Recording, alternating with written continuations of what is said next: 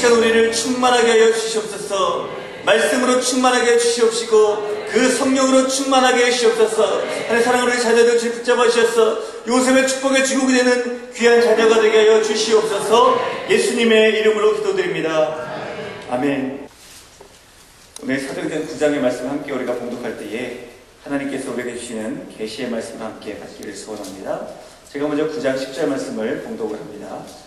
그때에 다메섹에 아나니아라는 제자가 있더니 주께서 환상 중에 불러 이르시되 아나니아야 하시거늘 대답하되 주여 내가 여기 있나이다 하니 주께서 이르시되 내가 집사라는 말로 가서 집에서 5사람 사업하는 사람을 찾으라. 그가 기도는 중이다. 그가 아나니아라 하는 사람이 들어와서 자기에게 안수하여 다시 보게 하는 것을 보았느니라 하시거늘 아나니아가 대답하여 주여 내가 여러 사람에게 싸운 줄 그가 예루살렘에서 주의 성도들에게 적지 않은 일을 붙잡하였다. 여기서도 주의 이름을 부르는 모든 사람을 결박할 권한을 대제사장들에게서 받았나이다 하거늘 주의 이름에 나아간 사람은 내 이름을 주께서 알고 분들과 제사장들에게 전하되 그가 내 이름을 위하여 얼마나 고난을 받아야 할 것을 내가 그에게 보이리라 하시니 아나니아가 일어나서 그에게 안수하여 형제 사울아 곧 내가 오는 길에서 인사했었던 예수께서 나를 보내어 너로 다시 보게 하시고 성령으로 충만할 것이다. 즉시 사울의 눈에서 비늘 같은 것이 벗어져 다시 보게 된지라 일어나 세례를 받고 음식을 먹으며 강건하였으니까 사울이 다메섹에 있는 지도들과 함께 며칠 있을 때 즉시로 각 회당에서 예수가 하나님의 아들이심을 전파하니 듣는 사람이 다 놀라 예루살렘에서 이 이름을 부르는 사람을 따라가던 제가 여기 온 것도 그들을 결박하여 대제사장에게 끌고 가고자 하니 함께 읽겠습니다. 사울은 힘을 더 얻어 예수를 그리스도라 증언하여 다메섹에 사는 유대인들을 감옥하게 하니라. 아멘. 이 시간에 세상을 굴복시키는 삶이라는 제목으로 박순단 목사님 하나님 말씀 전해주시겠습니다. 할렐루야. 세상에 굴복당하는 자가 아니라 세상을 굴복하는 삶을 사시기를 주님의 이름으로 간절히 소원합니다. 같은 교실에서 같은 책을 가지고 같이 공부해도 참 이상한 것은 공부를 잘하는 사람이 있고 공부를 못하는 사람이 있다는 것입니다. 그런 것처럼 영적인 부분에서도 마찬가지입니다. 영적인 부분에서도 우리가 같은 믿음을 가지고 똑같이 이 세상을 살아가는데 같은 믿음, 또 같은 하나님, 또 같은 성경책 이렇게 보는데도 어떤 사람은 세상에 대해서 이렇게 질질 끌려다니면서 신앙생활하고 예수 믿는 것이 그렇게 힘들어 보이는 사람이 있는가 하면 어떤 사람은 정말 파워풀한 크리스찬의 삶을 살아가면서 정말 그 하나님의 영광과 능력과 권능을 선포하는 삶을 산다는 것입니다. 저는 오늘 이곳에 있는 모든 분들이 세상에게 굴복당하여서 질질 끌려다니는 삶이 아니라 세상을 굴복시켜서 정말 파워풀한 인생이 되시길 주님의 이름으로 간절히 소원합니다. 오늘 함께 읽은 본문 속에 22절 우리가 마지막 절에 보면 사도 바울의 모습을 이렇게 표현하고 있습니다. 사울은 힘을 더 얻어 예수를 그리스도라 증언하여 다메섹에 사는 유대인들에게 당혹하게 하니라. 여기 당혹하게 한다라는 단어는 쉔케오라는 단어를 썼는데요. 이 쉔케오라는 단어의 의미는 그겁니다. 마음이 점점 혼란에 빠지게 하다. 또 하나는 점점 당황스럽게 하다. 그래서 마음을 굴복시키다. 자, 지금 사도 바울이 시간이 가면 갈수록 점점점 더 힘이 강화해지고 거기서 끝나지 아니하고 얼마 전까지만 해도 예수 믿는 사람을 잡아 죽이려 다녔는데 예수가 그리스도다. 그러니까 예수가 메시아다. 우리가 죽였던 바로 그 사람이 우리가 기다렸던 그 메시아다. 이렇게 선포를 하면서 다메섹에 사는 유대인들에게 얼마나 이것을 강력하게 하나님의 말씀을 전하는지 유대인들이 오히려 이 사울을 좀 어떻게든지 설득해버리고 있는데 얼마나 확신이 강한지 그들이 더 흔들리게 되고 결국에는 예수가 그리스도구나, 아멘이구나 이렇게 변화가 되었다는 것입니다. 어떻게 이런 일들이 가능하게 되었을까요? 그것은 여러 가지 것들이 있지만 우리가 이것이 세상을 굴복시키는 중요한 힘이라는 거죠. 제일 첫 번째는요, 사도 사울에게 있었던 것은 거룩한 체험시험이 그에게 함께하였음을 볼 수 있습니다. 사울이 누굽니까? 사울은 스데반을 아무튼 죽이는데 가장 앞장섰던 사람입니다. 스데반이 성령 충만했는데 성령 충만한 사람을 죽이는데 가장 앞장섰던 살인범이고요. 거의 메인에 해당합니다. 그러니까 어떤 주체자에 해당되었기 때문에 정말 예수 믿는 사람들에 대해서 가장 적대적인 인간이었고, 뿐만 아니라 그가 학문이나 또 당시의 여러 율법들에 대해서 능통한 자였기 때문에 정말 범접할 수 없는 그런 사람이었습니다. 그런데 거기서 끝나지 아니하고 예수 믿는 사람을 잡아 죽이러 공문을 받아가지고, 공문이라는 건 요즘 말로 하면 어떤 구속영장이죠. 구속영장 받아가지고 다메섹까지 쫓아가는 그런 다혈질, 또 그리고 어떻게 보면 추진력이 아주 강한 행동파의 모습을 보여주고 있고요. 또 그럼에도 불구하고 굉장히 전략적이면서도 치밀하고 머리가 좋은, 참 이런 모습을 띠고 있었던 그런 사람이라는 거죠. 그런 그가 사울이 그 길을 갈 때 하늘로부터 호련히 강한 빛이 비칩니다. 그 빛이 얼마나 강했는지, 빛 때문이었는지 아니면 그 빛으로 나올 거룩함 때문이었는지 모르지만 사도 바울은 땅에 엎드렸다고 되어 있습니다. 그리고 엎드려 있는 사이에 예수 그리스도께서 그에게 말씀하시고 나타나는 모습이 사울아 사울아 부르시면서 내가 어찌하여 나를 핍박하느냐 이렇게 부르십니다. 어찌하여 나를 박해하느냐. 그때 이 사울의 반응이 뭐냐면 주여 뉘시오니까. 여기서 주여라는 단어는 정말 뭔가 압도하는 일이 있었을 때 쓰는 단어입니다. 우리가 보통 때 같으면 누굽니까? 당신이 누굽니까? 이렇게 하는데 여기서는 사울이 주여라는 단어를 쓸 수밖에 없는 그런 거룩하고 강한 빛이었고, 또 그리고 그의 음성은 지금까지 들어볼 수 없었던, 아니 또 자신이 상상할 수 없었던 그런 음성이 들려졌다는 것이죠. 그때 주님께서 나는 내가 핍박하는 예수라 하면서 자신이 그렇게 핍박했고 스데반은 가짜라고 생각했던 그 모든 것들을 죽였던 자신의 모습 속에 예수 그리스도의 실체가 나타나게 된 것입니다. 그러니까 이 복음의 실체, 영적인 실체를 본 사람은 그의 인생 속에 영원히 흔들리지 않는 삶이 있는 거죠. 그러므로 우리는 다른 많은 부분들이 있지만 이런 거룩한 체험, 영광의 체험들을 함께 가지고 가는 것이 대단히 중요하다는 것입니다. 근데 우리가 여기서 한 가지 알 수 있는 것은 이런 영적인 체험에 다가가는 모습이 크게 두 가지로 나눌 수 있습니다. 하나는 급진적 체험이 있고 하나는 점진적 체험이 있다는 겁니다. 지금 현재 사울이 겪고 있는 것은 급진적 체험입니다. 예수 그리스도를 전혀 몰랐고, 아니 그리고 예수 그리스도를 믿는 사람들을 잡아 죽이러 갔는데 예수님이 나타나서 그의 삶이 한순간에 변화가 될 거죠. 또 이런 삶이 있는가 하면 점진적 체험이 있습니다. 점진적 우리가 회심이라고 보통 얘기하기도 하는데요.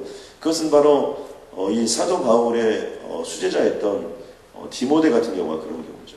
어렸을 때 신앙의 가정을 자라고 믿음의 가정에서 자라서 잘 자라서 영적인 거장으로 이렇게 자란 경우가 디모데 같은 경우인데요.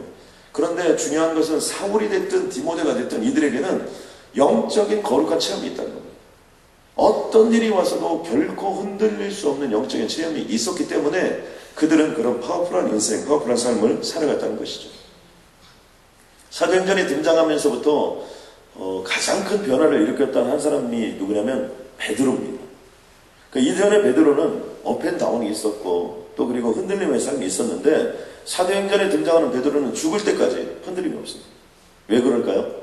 그것은 정말 주님을 만났을 뿐만 아니라 거룩한 성령의 체험을 통해서 그의 인생이 완전히 뒤집어졌기 때문입니다. 그 다음에 등장하는 인물이 스데반인데 뭐 말할 필요도 없습니다.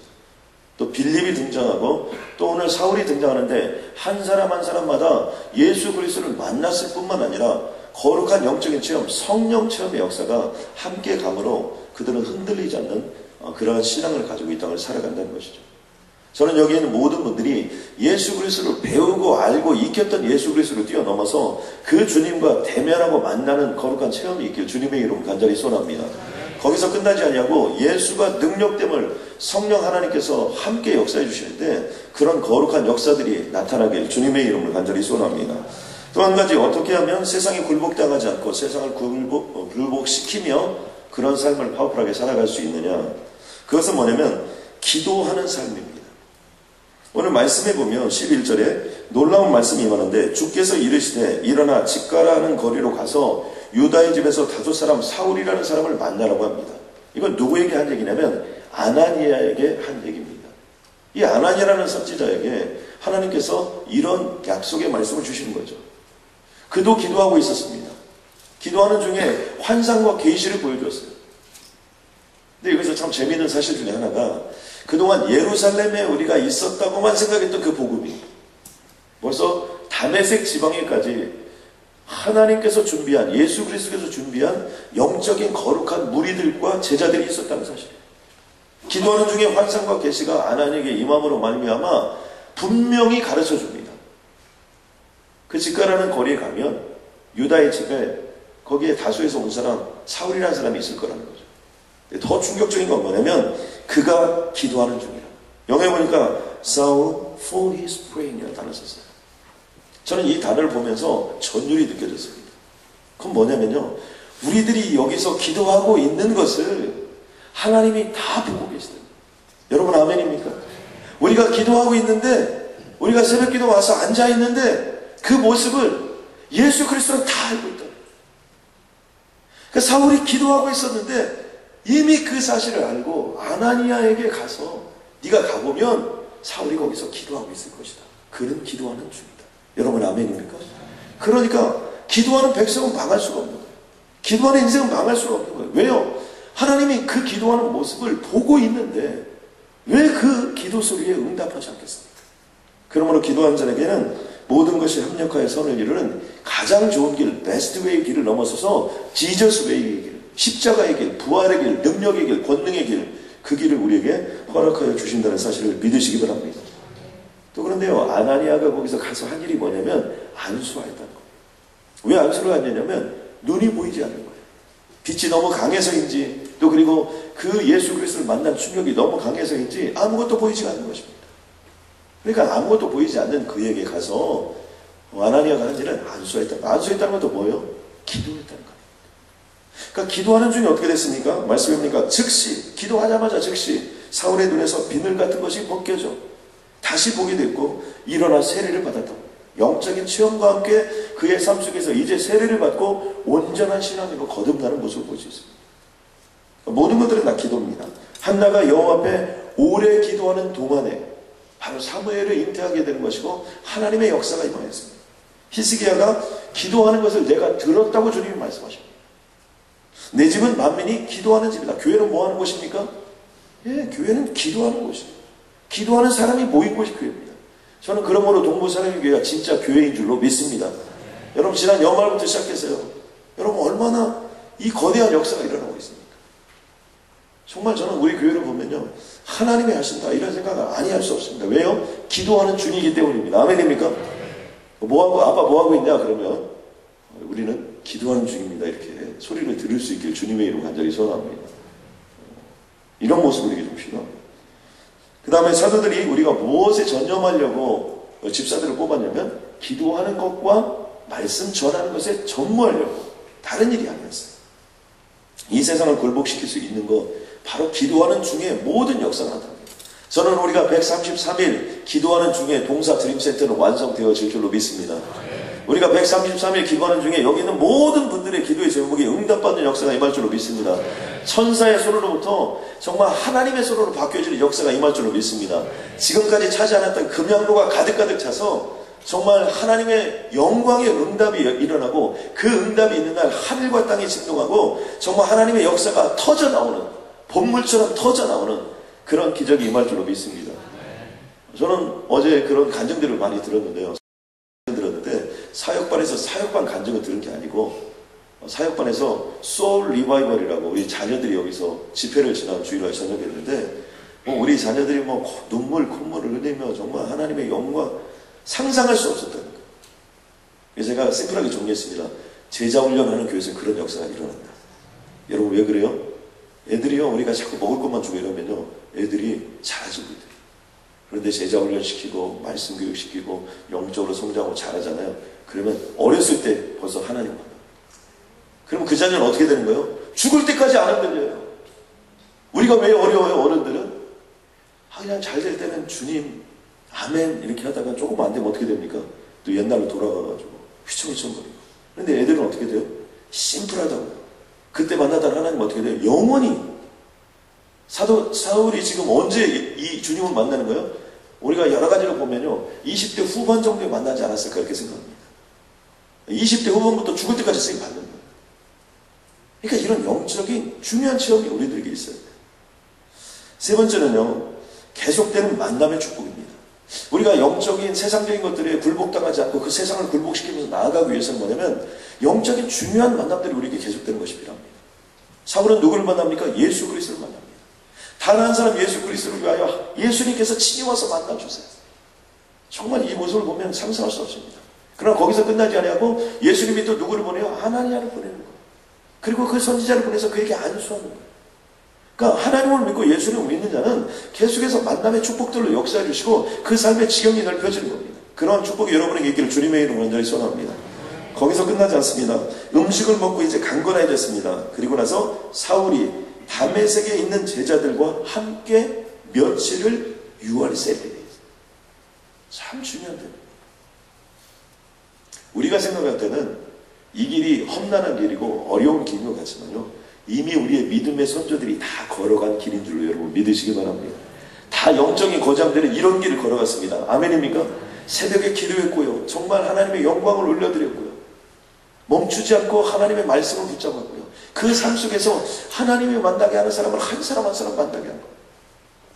날마다 새벽마다 기도하고 이런 사람들은 영적인 통찰력이 생겨서 누구를 보게 되냐면 기도하는 사람을 보게 되는 겁니다. 성령 충만한 사람이 보여요. 그러니까 어떻게 됩니까? 계속 더 성령 충만한 사람들과 만나게 되는 겁니다. 영적인 사람들과 만나게 돼요. 신비한 체험을 한 사람들과 만나게 돼요. 환상과 계시를 보는 사람들을 만나게 됩니다. 그럼 어떻게 돼요? 우리 인생도 그렇게 자라고 그렇게 성장해 가는 거예요. 예수님을 만났던 그 사울이 아나니아를 만남으로 말미암아 그 눈에 비늘이 벗겨지는 제2차적인 새로운 기적을 맛보고 거기서 끝나지 아니하고 이미 하나님께서 준비해놓은 제자들과 함께 하나님의 역사를 이루어가는 모습들이 있습니다. 저는 대단히 부족한 사람입니다. 립서비스가 아니라 진짜입니다. 저는 제 수준을 제가 잘 알아요. 그래서 아무리 잘 돼도 정말 하나님이 하시는구나, 이것을 인정할 수밖에 없습니다. 그런데 그런 저에게 저의 영적인 비늘을 벗겨준 사람들이 있어요. 여러분, 저는 오카노 목사님을 이렇게 뵀을 때요, 정말 오카노 목사님은 칭찬 한마디 안 하세요. 아주 칼같습니다. 그런데 개인적으로 만나면 진짜 또 좋아요. 그래서 저는 개인적으로 만나서 너무 좋았어요. 아니, 오카노 목사님 아무튼 단상에서 설교를 딱 한다 그러면 그날은 깨지는 날입니다. 난간 사역이 오셔서도 딱 해가지고 말씀 잘 하시다가 중간쯤 되면 목회자들에게 한 말씩 딱 하십니다. 그리고 형신도 리더들에 대해서 딱 한 말씀 하십니다. 그리고 거기 앉은 분들에 대해서 딱 한 말씀 하십니다. 예수님은 죽었는데 여러분은 왜 이렇게 살아있습니까? 이렇게 물어보세요. 심장이 쫙 오그라듭니다. 그런데 이게 개인적으로 이렇게 만나보면 그렇게 좋을 수가 없어요.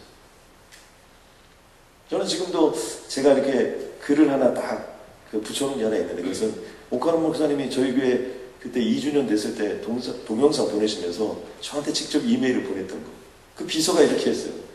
모든 것을 자기가 다 타이핑해서 다 보내는데 그걸 목사님이 직접 쓰셨다는 거예요. 그때 굉장히 아프시고 컨디션도 안 좋으셨는데 거기 두 가지를 써놨더라고요. 건강을 챙겨라. 또 하나는 가족을 돌봐라. 본인은 거기에 실패했다. 그런데 그 만남이 저에게 오랫동안 남아있습니다. 또 한 번은 오정희 목사님과 만난 겁니다. 오정희 목사님 정말 이렇게 겉으로 보면 화려한 모습들이 참 많은데, 저는 오정희 목사님을 이렇게 개인적으로 가까운 데서 이렇게 수년 동안 섬기다 보니까 정말 하나님을 향한 열정이 있었어요. 정말 주님의 일을 하면 얼마나 열심히 하는지 몰라요. 그래서 저는 목회하면서 게으르게 하고 싶은 생각이 없어요. 왜냐하면 오카노 목사님은 내가 힘이 빠져가지고 어려워지고 거듭이 못하면 더 이상 복음을 전할 수 없기 때문에 하나님 오래 살지 않게 하여 주시옵소서, 이런 기도까지 올려드렸던 그런 분.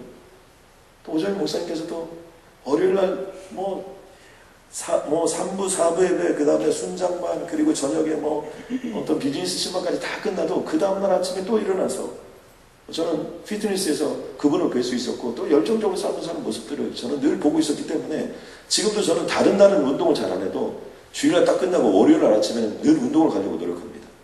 왜냐하면 그런 영적인 롤모델을 제가 보았기 때문에. 이런 모습들이 저의 삶에 얼마나 많은 영향을 미치는지 모릅니다. 저는 여기 있는 모든 분들도 정말 기도하는 중에 거룩한 성령의 체험들을 통해서 그런 영적인 거장들을 만나는 축복이 함께하기를 주님의 이름으로 간절히 소원합니다. 저희 교회요, 영적인 거장분들이 잘 다녀가세요. 여러분 딱 오시면 언제든지 오셔서 식사도 한번 대접하시고 함께 시간을 가지세요. 단 한 번의 만남이 될지 몰라도요. 그 만남을 통해서 엄청난 변화가 일어나고요. 먼 훗날까지도 우리가 생각할 수 없는 많은 영향력들이 주고받게 되는 것을 우리가 잊어서는 안 될 것입니다. 또 한 가지, 사울이 이렇게 세상에 굴복당하는 자 아니라 세상을 굴복시킬 수 있었던 것은 무엇이냐면 복음 전파함에 있었습니다. 즉시로 각 회당에서 예수가 하나님의 아들이심을 전파합니다. 여기 보니까 영어에 보니까 at once he began to preach. 그 복음을 받아들이고 그 복음을 받은 즉시로 그가 움직였다. 이건 어떤 역사입니까? 성령 충만한 역사예요. 아나니아가 안수하고 기도했을 때 성령 충만함이 임하였다는데 성령 충만함에 권능이 많은데 권능은 다이나마이트이기 때문에 바로 폭발적인 역사가 나타났다. 그리고 거기서 끝나지 아니하고 곧바로 그 하나님의 말씀을 전파하는 삶을 살아가는 모습들, 바로 이런 모습입니다. 그런데 그것이 얼마나 담대하게 전파했든지 범접할 수가 없습니다. 또 한 가지 중요한 사실은 뭐예요? 이 사울이라는 사람은 구약에 능통했던 사람이고 율법에 능통했던 사람이고 가말리아에 보내서 공부를 많이 했던 사람이기 때문에 유대인들이 뭐 이런저런 얘기해도 어떻습니까? 구약으로 쫙 풀고 그 다음에 예수 그리스도가 이런 분이시고 그동안 있었던 모든 학문과 영적인 훈련들을 통해서 한마디 한마디 하기 때문에 사울을 건들 자가 없는 거예요. 이것을 다른 말로 표현해보면 우리도 평소에 영적으로 훈련받고 준비하고 때가 돼서 하나님의 부름을 받으면 그때부터 범접할 수 없는 인간이 되는 줄로 믿습니다. 아멘입니까? 여러분 우리가 그런 게 어디 있어요? 평소에 훈련도 잘하고 다 잘해야 되죠. 한 번 잘해가지고 어떤 데 뽑혀보세요. 그 다음에 그것 때문에 더 어려워질 수 있습니다. 근데 평소에 훈련받고 말씀 준비하고 주님의 영광을 향해 나아가고 거룩한 체험 있게 해달라고 영광의 체험 있게 해달라고 기도하고 나아가는데 어느 날 하나님은 발탁을 했습니다. 그럼 어떻게 돼요? 그 다음부터 쓰는 거예요. 브라질에 가면 이영대 선교사님이라고 계셨는데 그 이영대 선교사님께서는 신학교를 다닌 적이 없었어요. 그런데 거기서 신학교를 세워서 그 신학교가 브라질에 엄청난 영향을 미치고 있어요. 지난번에 저희 교회 한번 오셨을 때 제가 물어봤어요. 선교사님 언제 신학교를 다녔습니까? 그랬더니 목사님이 잘 아시는데 제가 언제 신학교를 다녔습니까? 저는 남가주 사랑교회에서 순장생활, 그때가 가셨을 때가 한 17년 이 정도 되셨을 때로 제가 기억하는데 순장생활 17년 했습니다. 안식년 없이. 오전에 목사님하고 순장생활 계속해서 17년 동안 하다가 선교사로 나가니까 선교지에서 딱 나가보니까 뭐 신학교 다닐 필요가 없다는 거예요.